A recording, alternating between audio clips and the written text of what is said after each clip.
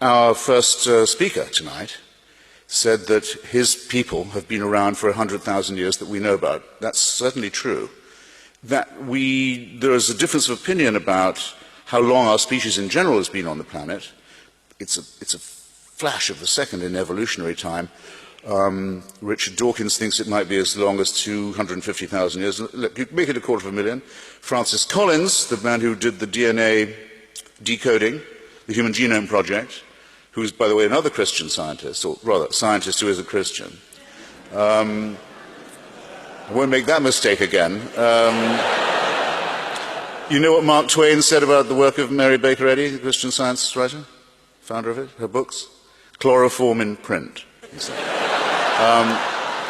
This is a digression. It's a digression.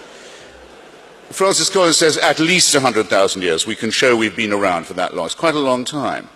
I'll take 100. Never mind. I don't need 250,000 for my point. Make it 100,000. 100,000 years, people have been, our species have been around on this speck. Born, usually dying, actually, a great number of them in childbirth, wouldn't have got beyond being born.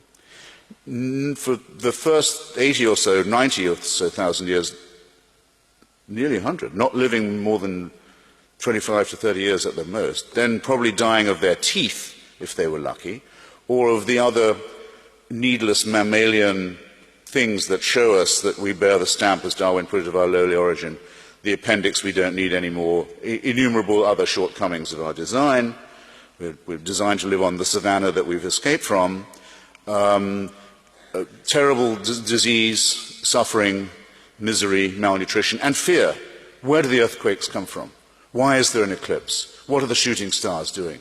And awful cults of sacrifice to try and ward off what are in fact natural events. And war, and rape, and the kidnap of other peoples and the enslavement of them. All of this goes on, gradually inching up to the point where you can brew beer, a breakthrough in my view, domesticate animals, separate one kind of corn from another. So very millimetrical progress, but terrible struggle, sacrifice, pain, misery, and above all, fear and ignorance. And you have to believe this if you believe in monotheism. For the first 97, 98,000 of this, heaven watches with indifference. Oh, there they go again. That whole civilization's just died out. Well, what are you going to do? They're raping each other again. They're poisoning. They think that the other tribe has poisoned the well, so they're going to kill all their children.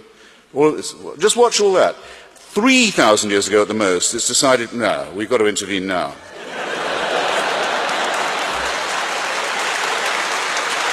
You have to believe it.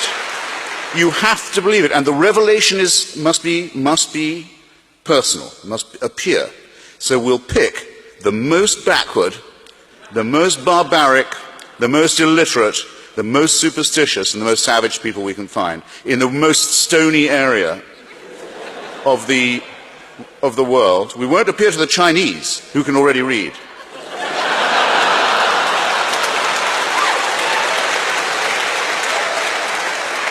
We won't appear in the Indus Valley, where they know a thing or two and they're already, they're very far advanced. No. We'll appear to this brutal, enslaved, hopeless, superstitious crowd, and we'll force them to cut their way through all of their neighbors with slaughter, genocide, and racism, and settle on the only part of the Middle East where there's no oil.